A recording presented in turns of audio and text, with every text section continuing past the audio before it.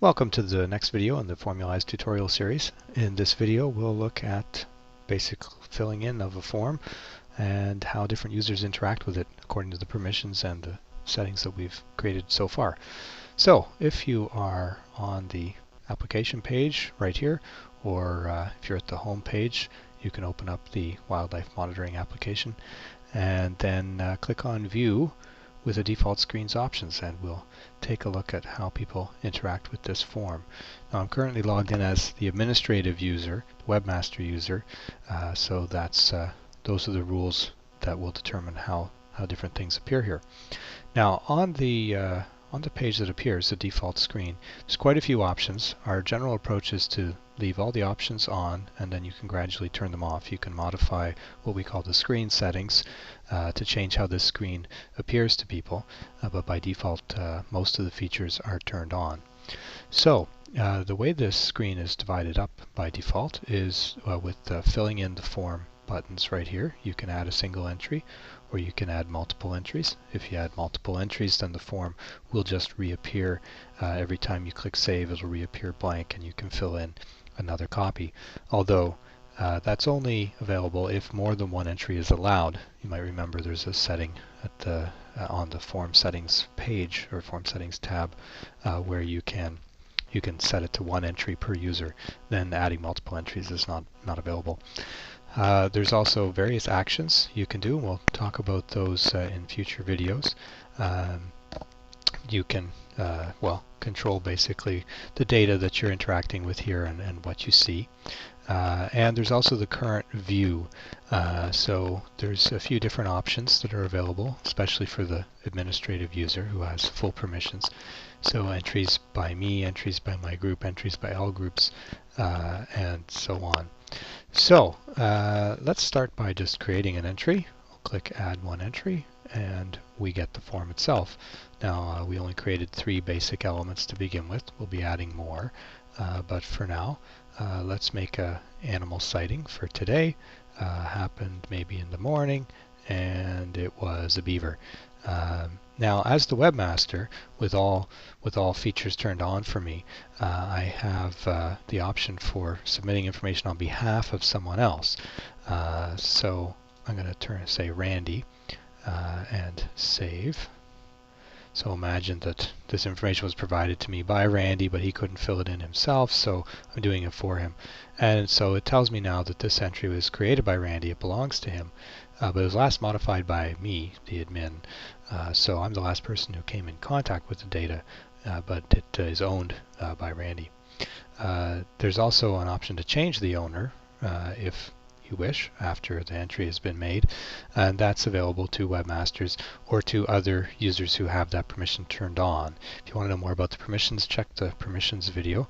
It discusses some of those situations in a bit more detail. So if you're happy with this data, you can make changes, click save again, or if you're done, then click all done, and you'll go back to where you came from. So here we are back on the list, and now you can see this one entry that I've made.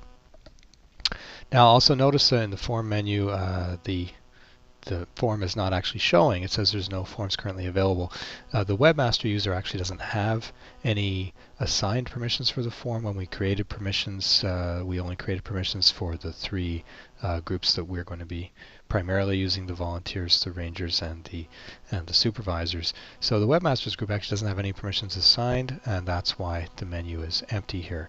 But why don't we log out and let's log in as a supervisor, maybe Simon, or there we go. Use whatever password, default passwords you used for the users when you created them. And if you log in as Simon, then sure enough, there's the form in the menu. If we click on that, then here we are, and you can see the entry that belongs to Randy. Now you can view an entry always by clicking on the magnifying glass icon, and that will call the entry up in the form. There it is. We can make changes if we needed to. If you have permission to do so, to update someone else's entries, you can. So we'll save that, and then we'll return.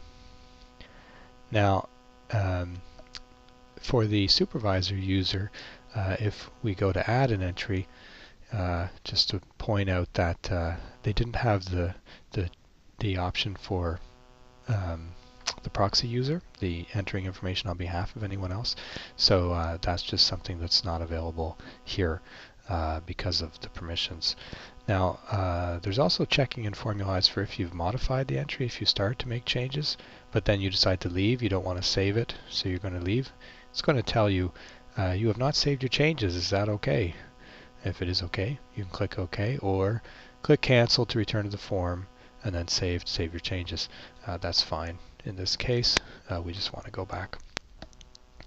Now, just to illustrate some of the viewing differences for the different classes of users based on the permissions we set up, let's first log in as a volunteer, such as Victoria.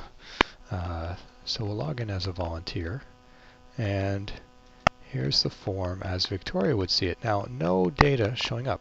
The way we set up the permissions for the volunteers was they could only see entries created by themselves. So Victoria will add an entry. Let's pick one maybe from a previous day, happened in the evening. It was a wild pig, and we'll save that. Looks good. So all done. There's her wild pig sighting, but none of the other things. If we log out now, and we log in as, let's say, Rebecca, one of the rangers, like Randy. We'll log in as Rebecca. Now the viewing options for the rangers were set to be everything created by volunteers and by other rangers. So here's the entry that we created on behalf of Randy, and here's the entry that Victoria created, and they're both showing up there. So that's it's just a demonstration of the different ways that the scoping options kick in. Notice no delete choices, though. Rangers don't have the delete permissions. There's no checkbox here to select. In order to delete entries, you need to be able to select them, and the delete button is not here, and there's no ability to select the entries for deletion.